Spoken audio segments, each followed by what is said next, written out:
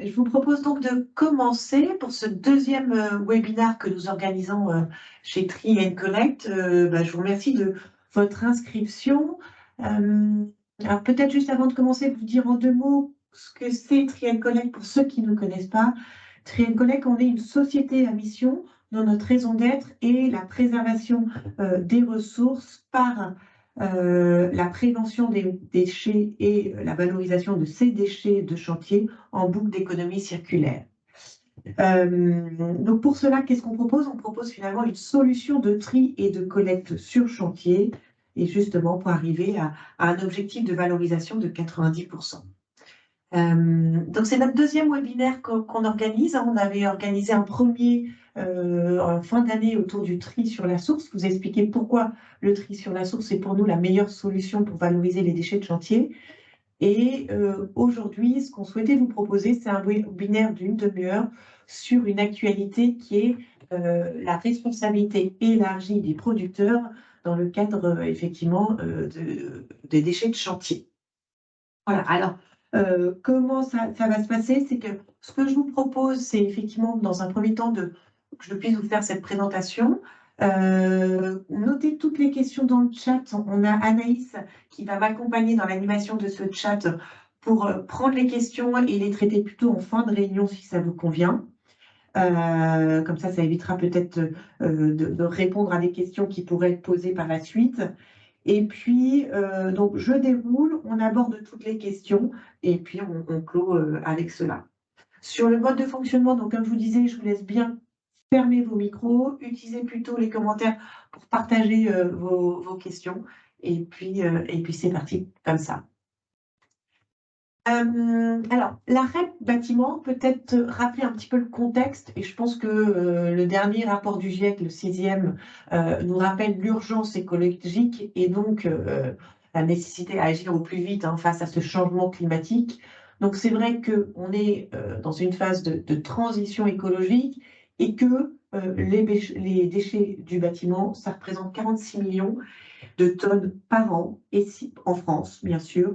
Et si vous les prenez en l'état, c'est-à-dire qu'il s'agit du bois, du plâtre, du plastique, des métaux, en fait, ils sont valorisables à 90% à partir du moment où on les trie.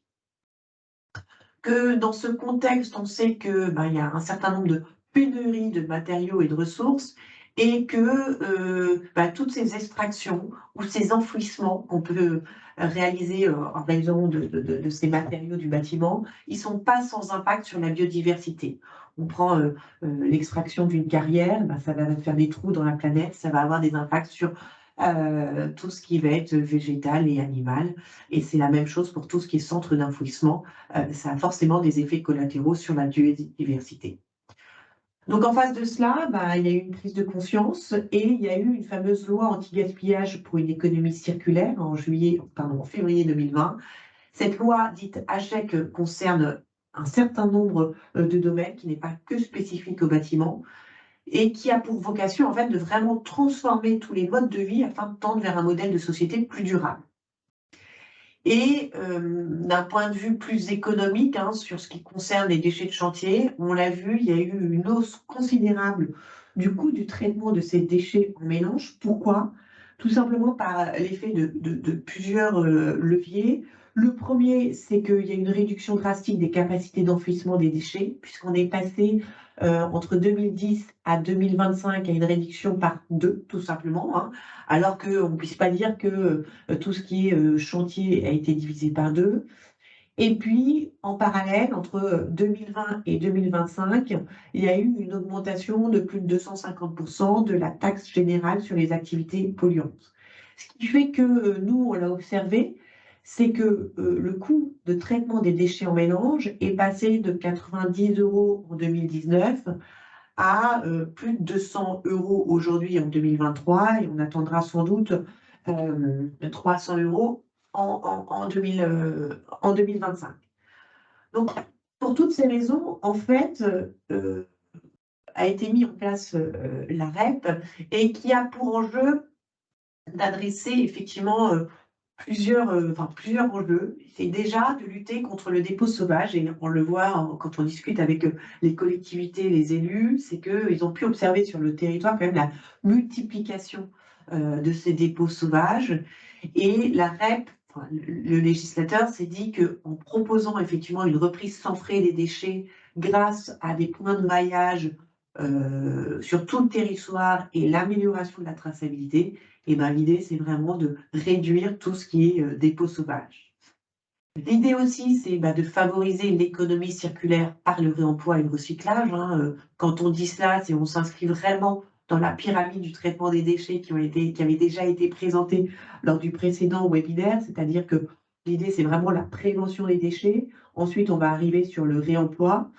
Et donc là, à cette phase-là, on bascule dans le statut juridique des déchets lorsqu'on arrive sur tout ce qui va être recyclage, valorisation, et si on ne peut pas, effectivement, il reste l'enfouissement et l'incinération. L'idée de l'enjeu aussi que vient dans le cadre de la REP, c'est de prévenir la saturation des décharges. Comme je vous disais, elles ont été divisées par 2. Donc, faire à tout prix en sorte qu'on ne retrouve aucun élément qui puisse être valorisé dans une décharge. C'est-à-dire que tout ce qui va être bois, plastique, plâtre, métaux, verre, carton, tous ces éléments qui sont valorisables n'ont pas lieu de venir saturer nos décharges. Et puis ensuite, c'est vraiment, et on le voit, ça bouge énormément, c'est faire en sorte que les industriels s'inscrivent de plus en plus vers une démarche d'éco-conception des produits. Et c'est vrai que nous, on le voit sur les produits du bâtiment, de plus en plus, on a des produits qui intègrent une part de recyclage. Et dernièrement, c'est vrai qu'on aime bien s'appuyer sur cet exemple qui nous parle, c'est celui de la plaque de plâtre. Placo a réussi à sortir une plaque qui s'appelle Infinity 13 et qui, jusque-là, on observait entre 10 et 30% de matière recyclée dans une plaque de plâtre. Avec cette nouvelle gamme, on atteint 50% de chips recyclés dans cette nouvelle plaque de plâtre. Donc, ce qui est quand même justement montre le côté effectivement d'éco-conception en repensant la conception des produits et en intégrant toujours plus de matière recyclée. Même s'il ne faut pas se leurrer qu'aujourd'hui, intégrer de la matière recyclée peut, à l'heure actuelle, coûter plus cher quelquefois que d'utiliser de la matière première. Les enjeux de la REP, c'est aussi peut-être citer quelques chiffres qui sont importants d'où on part, hein. Aujourd'hui, vous allez trouver plusieurs chiffres en termes de tonnage sur les déchets de chantier. On peut retenir 40, 46, voilà, c'est l'ordre d'idée. C'est beaucoup plus que les déchets ménagers, puisque les déchets ménagers, en ordre d'idée, c'est 30 millions de tonnes. Et ce qu'il faut savoir, c'est le taux de recyclage-valorisation qui est observé actuellement. Alors, sur les déchets inertes, il faut savoir que le taux qu'on observe, c'est 30% de recyclage. Donc, c'est donc tout ce qui va être gravat, faïence, etc., carrelage. Ça, effectivement, on va pouvoir réussir à le recycler via, par exemple, de la sous-couche routière. Et puis, on a 40% en valorisation matière. Ça correspond ni plus ni moins, finalement, au remblai de carrière. C'est-à-dire que ce n'est pas du recyclage en tant que tel, puisque là, en fait, dans la mesure où il y a eu extraction, on vient compléter ce trou qui a été réalisé dans le cadre d'une extraction. Il n'y aurait pas d'extraction, il n'y aurait pas ce besoin-là. Donc, c'est pour ça qu'on considère qu'il y a quand même 40% qui sont de la valorisation matière et qui sont à un niveau inférieur par rapport au recyclage. L'objectif que se fixe la REP sur ce déchet inerte, c'est 88%. On reviendra sur la valorisation. Dans les déchets non inertes, là, on voit qu'on part de beaucoup plus bas, puisqu'on arrive à valoriser aujourd'hui, à recycler 15%, à valoriser 10%. Donc, en tout, on atteint péniblement les 25%, là où l'objectif de la REP à horizon 2027, c'est 57%. Le principe de la REP, c'est quoi? C'est donc effectivement la responsabilité élargie du producteur des produits et matériaux de construction du bâtiment. Et l'idée, c'est tout simplement le principe du pollueur-payeur. C'est-à-dire que l'émetteur sur le marché va financer la prévention et la gestion des déchets au moyen d'une éco-participation et des éco-organismes qui vont structurer tout cela. Et de fait, les entreprises du bâtiment et les particuliers vont pouvoir bénéficier d'une reprise sans frais des déchets triés. Et on insiste bien sur cette terminologie, il ne s'agit pas de gratuité. C'est tout simplement, on a déplacé finalement le coût de traitement. Avant, il était de fait in finale, hein, en bout de chaîne. L'idée, c'est de l'intégrer bien en amont, au moment de la mise sur le marché, pour justement structurer l'ensemble de cette filière-là et favoriser ce qu'on a vu en amont, de tout ce qui va être valorisation et éco-conception. Donc, comme je vous disais, ça a été instauré par cette fameuse loi AGEC de février 2020. Initialement, ça devait être mis en œuvre au 1er janvier 2022. C'est reporté au 1er mai 2023. Là-dessus, c'est révélateur. Tout simplement, pourquoi? Parce que ce qu'il faut quand même se dire, c'est que c'est une REP dont l'ampleur est juste considérable. On n'a jamais attaqué une REP de cette taille-là. Donc forcément, il va falloir accepter cette phase de transition, cette phase aussi où chacun des acteurs du bâtiment doit s'acculturer aux nouvelles pratiques.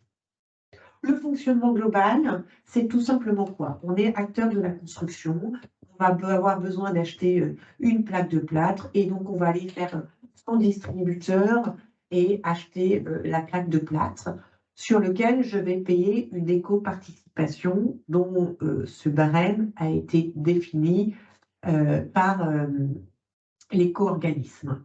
Donc, je paye une éco-participation, mon distributeur va donc collecter au titre du producteur qui va reverser ce montant d'éco-participation à un éco-organisme. Cet éco-organisme collecte l'ensemble des ces éco-participations pour avoir un espèce de pot commun qui va permettre de financer et organiser l'ensemble de la collecte et la valorisation des déchets. Et donc, on va avoir un certain nombre d'opérateurs de collecte et opérateurs de traitement des déchets qui vont venir opérer et venir collecter, traiter toute cette matière triée. J'insiste, hein, il y a bien cette notion de trier, pour en produire une matière secondaire et qui va pouvoir être réinjectée dans le cadre de la production de nouveaux matériaux. Et du coup, comme je vous disais, les acteurs de la construction vont pouvoir bénéficier d'une reprise sans frais des déchets à partir du moment où c'est trié. En termes d'acteurs, on va le voir, en fait, vous avez un certain nombre, ça concerne cette filière REP PLCB, ça concerne un grand nombre d'acteurs, puisque ça concerne effectivement les producteurs qui ont l'obligation, dans tout ce qui est fabricant, importateur, mais aussi les distributeurs ayant leur marque de distribution, ils vont devoir adhérer à un éco-organisme au 1er janvier 2023. Cet éco-organisme aura défini un barème en disant, voilà, sur la plaque de plâtre, vous payerez vous demanderez à votre client de payer 0,02 euros du kilo, par exemple, pour une plaque de plâtre. Voilà, chaque éco-organisme a défini un barème applicable en fonction des matériaux. Et donc, ils vont facturer et collecter cette éco-contribution selon un barème annuel qui a été décidé par l'éco-organisme. Et donc, ils vont le verser à l'éco-organisme. Et ces producteurs, comme je vous le disais, vont adopter une démarche d'éco-conception et favoriser, dans la mesure du possible, l'allongement de la durée de vie. Les distributeurs, eux, ils ont l'obligation justement d'afficher sur leur facture le montant de l'éco-contribution. Et donc, ils vont l'intégrer dans le prix de vente public. Donc, on a le prix de vente, on a l'éco-contribution, et ensuite s'applique la TVA, aussi bien sur le prix du matériau que sur l'éco-contribution. Et pour les distributeurs qui ont plus de 4000 m² de stockage et de surface de vente, eux, ils ont une obligation d'avoir une sorte de mini-déchetterie qui va permettre d'offrir une reprise sans frais des déchets triés, toujours, sans issus du chantier, sans obligation d'achat. Donc, vous allez pouvoir aller chez vos distributeurs et bénéficier de cette reprise sans frais. Les éco-organismes, comme je vous disais, vont établir un barème de l'éco-contribution, vont collecter l'éco-contribution et puis ils vont mettre en place toute la chaîne de collecte, de tri, de recyclage et de valorisation des déchets conformément au cahier des charges. Les acteurs de la construction vont payer l'éco-contribution sur les produits PMCB neuf, hein. C'est sûr que si vous achetez, et ça c'est quelque chose qu'on voit de plus en plus, le réemploi, par exemple, des dalles de plancher techniques, c'est de plus en plus fréquent. Et ben là, vous n'aurez pas à payer, l'éco-participation sur les produits de réemploi. Et donc, en tant qu'acteur, vous allez bénéficier de cet accès à la reprise sans frais des déchets triés, soit dans les points d'apport volontaires, soit sur site si la volumétrie que vous générez de déchets que vous générez est supérieure à, par exemple, 50 mètres cubes sur chantier. Et les opérateurs, eux, de collecte et traitement des déchets sont donc financés par les éco-organismes pour procéder à la collecte, à l'évacuation, au traitement et à la valorisation des déchets PMCB. Les produits ou matériaux de construction du secteur du bâtiment, de quoi on parle? En fait, ce sont bien l'ensemble des produits et matériaux, qui sont, y compris les revêtements des murs, hein, des sols et des plafonds, qui sont destinés à être incorporés de façon permanente dans un bâtiment, et même qui vont aussi être situés sur le terrain d'assiette, y compris ceux relatifs au stationnement des véhicules. Et quand on entend déchets du bâtiment, c'est vraiment ceux qui sont produits lors des opérations de construction, de rénovation, d'entretien, de démolition d'un bâtiment. Voilà, donc ça, il faut bien avoir en tête que c'est cette notion de façon permanente. Ce qui fait que les déchets d'emballage, ce qui fait que les palettes, par exemple en bois, ne sont pas inclus dans la REP. Et on est bien sur une REP du déchet du bâtiment et non pas des travaux publics. Donc les travaux publics, les terres excavées ne sont pas concernés par la REP. Dans ces catégories de déchets, on en a deux. Et ça, c'est important parce que les éco-organismes ont des agréments en fonction de ces deux catégories. Une catégorie de minéraux inertes, hein. Donc, ce sont tout ce qui est minéraux, pierres, granulats, béton et les équipements sanitaires qui existent. Et là, ce qu'il faut savoir, c'est qu'il y a une progressivité de prise en charge du traitement de ces déchets. C'est qu'en 2023, cette prise en charge va être que de 50%. En 2024, on sera à 80% de prise en charge du traitement pour atteindre les 100% à partir de 2025. Sur tout ce qui est catégorie non inerte, non dangereux, donc ça relève du bois, du métal, du plat, du plastique, du menuiserie, de la laine minérale, etc. Là, c'est pris en charge si c'est trié, toujours, hein, j'insiste sur cette notion, dès 2023 à 100%. Comment s'organise cette reprise sans frais? Comme je vous ai expliqué, c'est soit vous avez moins de 50 mètres cubes, et là, c'est de l'apport volontaire. C'est-à-dire que vous allez vous rendre, vous, avec vos déchets pré-triés dans la mesure du possible, sur un point fixe qui est soit un distributeur, soit un déchetterie publique, soit un opérateur privé, qui aura été agréé, bien sûr, par un éco-organisme. Toutes les déchetteries publiques ou tous les opérateurs ne feront pas forcément le choix d'être agréés par les éco-organismes.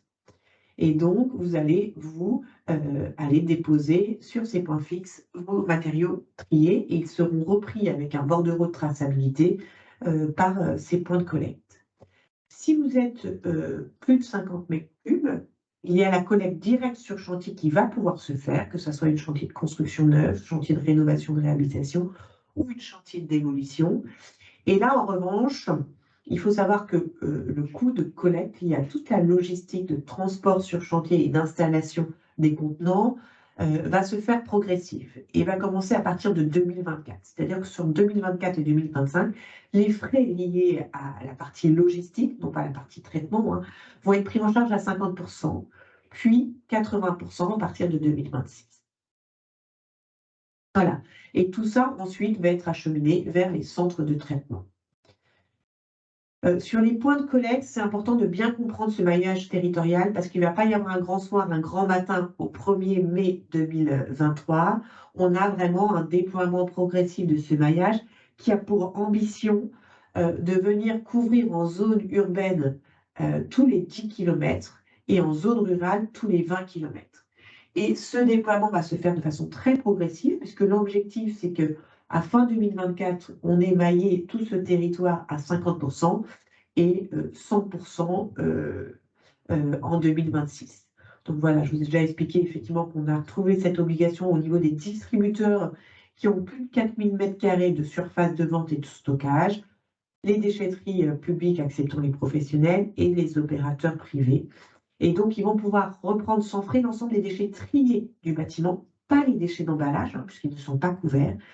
Et il faut savoir qu'au moins la moitié de ces points de collecte vont pouvoir aussi reprendre sans frais les frais dangereux, les déchets dangereux du bâtiment. Et qu'il y a aussi des points pour collecter tout ce qui est matériaux destinés au réemploi.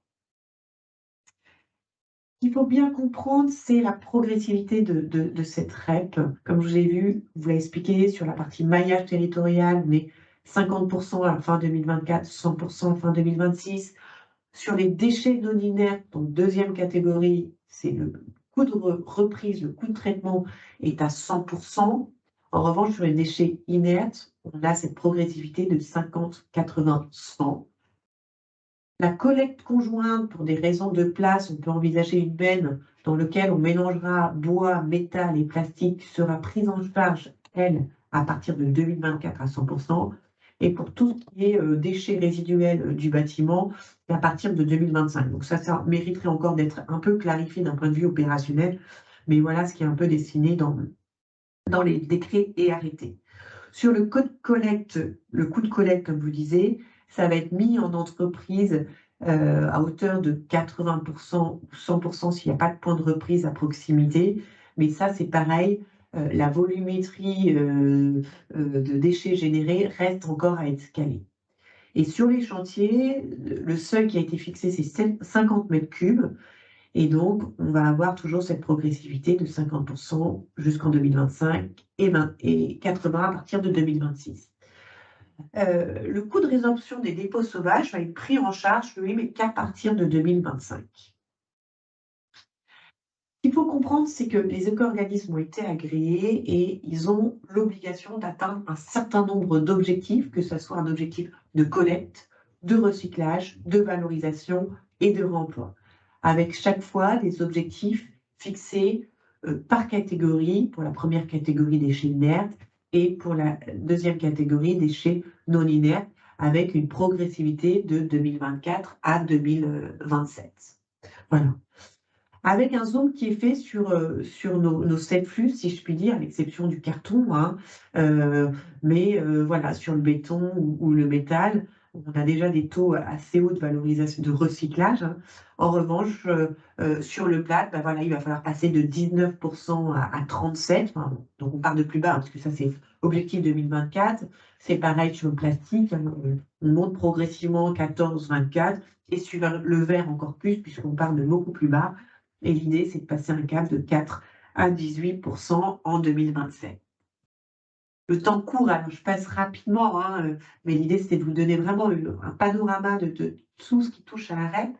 Et effectivement, les éco-organismes, on en a 4 qui ont été agréés à l'automne 2022 par les pouvoirs publics pour 5 ans. Hein, donc, ils sont en place jusqu'au 31/12/2027 avec l'obligation d'atteindre les objectifs qui se sont fixés.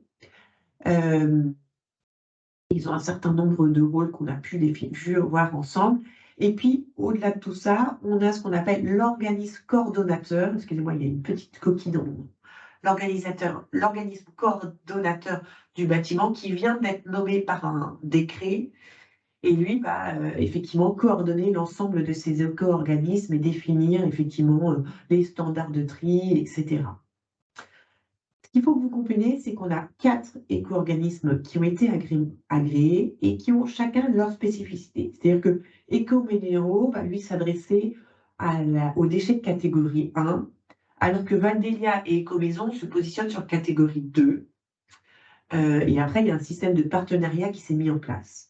Pour Valobat, eux, ils ont obtenu l'agrément à la fois sur la catégorie 1 et à la fois sur la catégorie 2.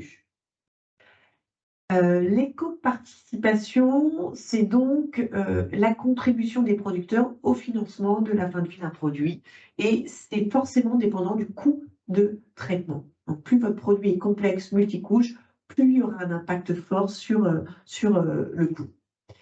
Elle est donc payée par les entreprises de travaux particuliers qui achètent sur les produits neufs et elle est donc collectée par les producteurs, que ce soit les fabricants, les importateurs ou les distributeurs ayant leur marque de distribution et versée aux éco-organismes.